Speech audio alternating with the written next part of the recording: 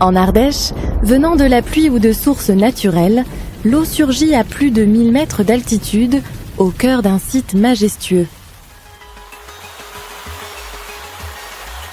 Nous avons profité de cette richesse pour créer un aménagement hydroélectrique exceptionnel,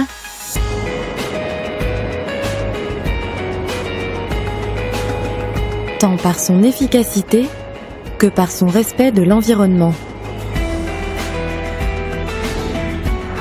Les barrages de la Véradère, du Gage et celui de la Palisse sont reliés au lac naturel d'Issarlès et tous offrent l'énergie d'une ressource inestimable dans la quiétude du haut plateau ardéchois.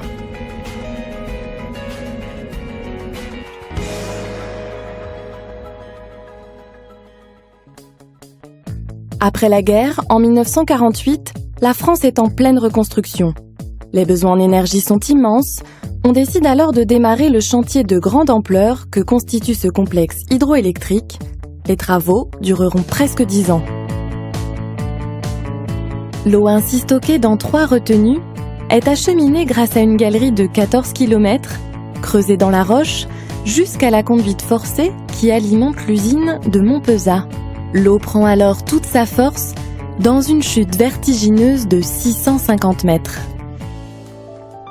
En approchant de Montpezat, nulle trace de ces installations. Seul le panneau indique la présence d'un tel complexe. En effet, l'usine a été construite à plus de 120 mètres sous terre.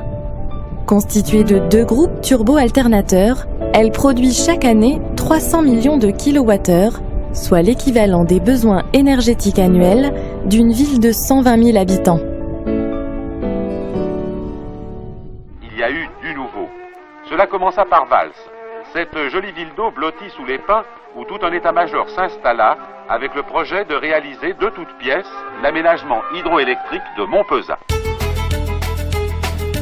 Et toujours, à l'intérieur du souterrain, les wagons chargés se succèdent.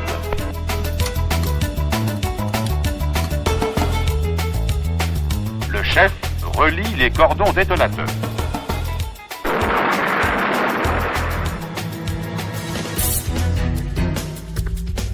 Il a fallu construire un téléphérique pour atteindre rapidement le sommet du mont Tassay qui domine le chantier.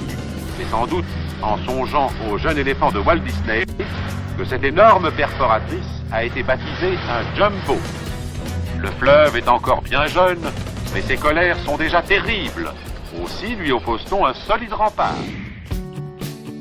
Achevée en 1956, l'usine de Montpezat est en fonctionnement depuis près de 60 ans. Durant cette période, EDF n'a cessé d'améliorer la performance et la sûreté de ses installations. Après avoir fourni l'énergie, l'eau rejoint la rivière de la Fontolière jusqu'au barrage de Pont-de-Verrières, dernier ouvrage important au carrefour de nombreux usages de l'eau, comme le soutien d'étiage en période estivale. Ce barrage est un exemple très réussi de la collaboration que nous avons développée depuis quelques dizaines d'années avec EDF. La gestion du soutien à l'étiage s'appuie sur une collaboration historique et d'une grande proximité entre le service de la production électrique d'EDF et le syndicat que je dirige. L'aménagement hydroélectrique EDF joue aussi un rôle important dans l'alimentation en eau potable et le développement des activités de la rivière Ardèche. Et très concrètement, sans cette ressource, il n'y aurait pas eu de développement touristique aussi conséquent dans le sud de l'Ardèche. L'étroite relation mise en place entre les différents acteurs ainsi que l'environnement nous permet d'exploiter sereinement et durablement les ressources hydroélectriques de la région et d'en faire une énergie verte qui se fond dans le patrimoine naturel.